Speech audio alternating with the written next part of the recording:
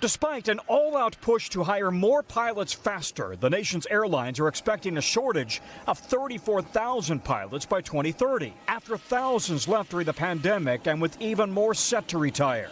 Under U.S. law, airline pilots must retire at the age of 65, though many insist they're better than ever. American Captain Dan Goebel talked to us just before he was forced to retire. You're about to turn 65. Why do you want to stay in the cockpit? Because I can do the job as well as a 40-year-old. I pass all my FAA check rides. I pass all my physicals, FAA-mandated physicals. And quite frankly, I've got more experience.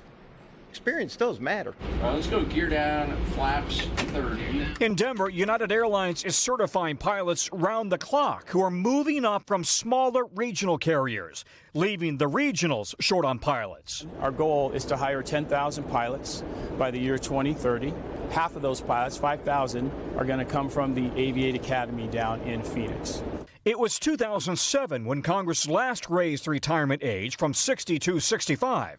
Now it may raise it again, this time to 67. There's an absolute shortage of pilots, and we're seeing it.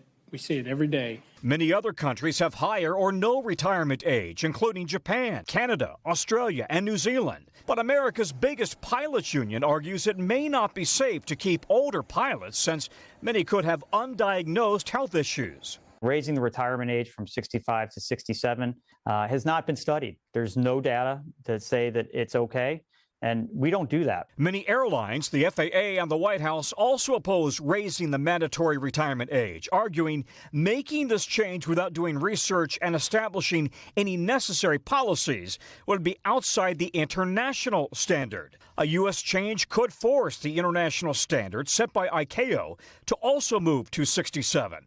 Meanwhile, Erica Hettinga, part of the new generation of pilots, is now a United Airlines first officer and living her dream. You graduated with $100,000 in student loan debt. Yep. And yet you still want to do this. Yes, I love it. I couldn't imagine doing anything else. It's an amazing lifestyle. I've seen the whole world. I wouldn't trade it for anything.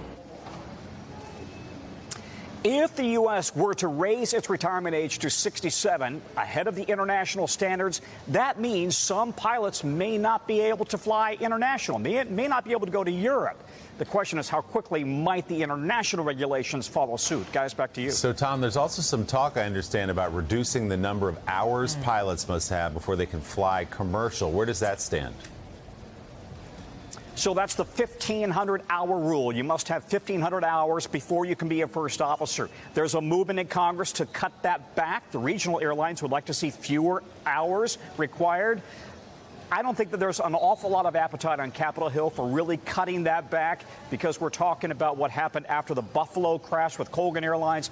Congress raised the limit up to 1,500 hours. There's not a lot of appetite right now to cut that back. A lot of concern about safety and ensuring that pilots have enough hours in the cockpit before they fly paying passengers.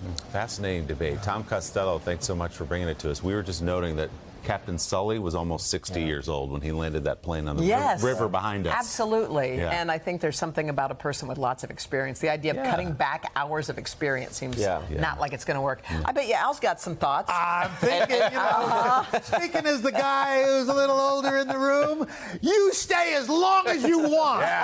All right? That's what I'm talking about. Hey, thanks for watching. Don't miss the Today Show every weekday at 11 a.m. Eastern, 8 Pacific on our streaming channel, Today All Day. To watch, head to today.com/allday or click the link right here.